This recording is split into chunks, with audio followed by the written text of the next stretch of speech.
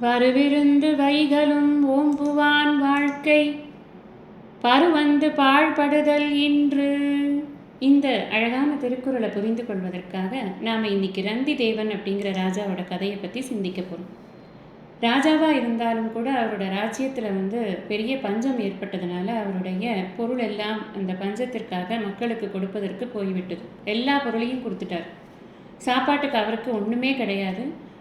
அதனால் அவர் ஒரு 48 நாளைக்கு அந்த மாதிரி சாப்பாட்டுக்கு ஒன்றுமே இல்லாமல் அவர் ரொம்ப பஞ்சத்தில் அந்த மொத்த குடும்பமே இருந்து கொண்டு இருந்தது. அந்த சூழ்நிலையில் அவருக்கு யாரோ ஒருவர் ஒரு 48 நாள் கழித்து ராஜா வீட்டில் எதுவும் இருக்காதே, அவர் தான் எல்லாத்தையும் தானம் பண்ணிட்டாரே அப்படின்னு யாரோ கொஞ்சம் உணவு கொண்டு வந்து கொடுத்துருக்காங்க. அந்த உணவை சாப்பிடலான்னு அவர் எடுத்து அவருடைய குடும்பம் அனைவரும் உட்கார்ந்து அதை சாப்பிடலான்னு நினைக்கும் பொழுது அப்போ அவருடைய வீட்டு வாசலில் யாரோ ஒருவர் எனக்கு ரொம்ப பசிக்கிறது, ஏதாவது கொடுக்குறீங்களா அப்படின்னு ஒருத்தர் கேட்குறார். இவரும் வாசலில் கேட்கக்கூடியவருக்கு தான் முதல் உரிமை, அதனால் நம்ம முதல்ல அவருக்கு கொடுத்துடலாம், நம்ம எப்பவும் பட்னியாக இருந்து பழகி போச்சு அப்படின்ட்டு அவருக்கு கொடுத்துட்டாங்க. அவர் தனியாக வரல, 4 நாயோடு வந்தார். அந்த நாய்களுக்கும் அந்த உணவு பங்கிட்டு வழங்கப்பட்டது. அவர் வாங்கி கொண்டு சந்தோஷமாக போயிட்டார். அதுக்கப்புறம் மீதி கொஞ்சம் உணவு இருந்தது. அந்த உணவை நாம் சாப்பிடலாம் அப்படின்னு அவங்க நினைக்கிற சமயத்தில் இன்னொருத்தர் ரொம்ப களைத்த முகத்தோட நிறைய வேலை செஞ்சுட்டு வந்திருப்பார் போல இருக்குது. ரொம்ப சோர்வாக நின்னார். ரொம்ப பசிக்குதுங்கய்யா அப்படின்னு. சரிப்பா நீ சாப்பிடு, நாங்கள் இப்போ வீட்டில் தானே இருக்கோம், நீ சாப்பிடு, நாங்கள் பசியெல்லாம் எங்களுக்கு பழகி போச்சு, நீ சாப்பிடு அப்படின்னு கொடுத்துட்டாங்க.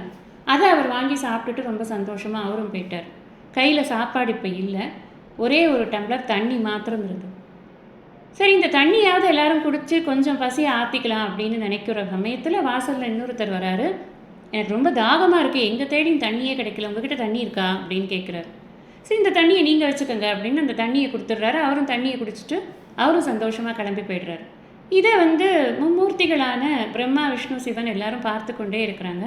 என்ன இந்த ஆள் எதை கிடைச்சாலும் யாருக்காவது கொடுத்துக்கிட்டே இருக்காரு, இவர் எதுவும் உணவே எடுத்துக்க மாட்டேங்கிறாரு, என்ன மனசு இவருக்கு, இவரை பாராட்டணும்னு சொல்லிட்டு 3 பேரும் உன்னை நாங்கள் ரொம்ப பாராட்டுறோம், உன்னை ரொம்ப வாழ்த்துறோம், உனக்கு ஏதாவது வரன் வேணுமா அப்படின்னு கேட்குறாங்க. எனக்கு எந்த வரமும் வேண்டாம், எனக்குன்னு எதுவும் தேவையில்லை, இந்த உலகத்தில் எந்த உயிரினமுமே துன்பப்படக்கூடாது, அதுதான் நான் உங்ககிட்ட கேட்குற வரம், அது மட்டும் நீங்கள் கொடுங்க போகிறோம், எல்லா உயிரினங்களும் பசி இல்லாமல் துன்பம் இல்லாமல் இருக்கணும் அப்படின்னு அவர் கேட்குறாரு.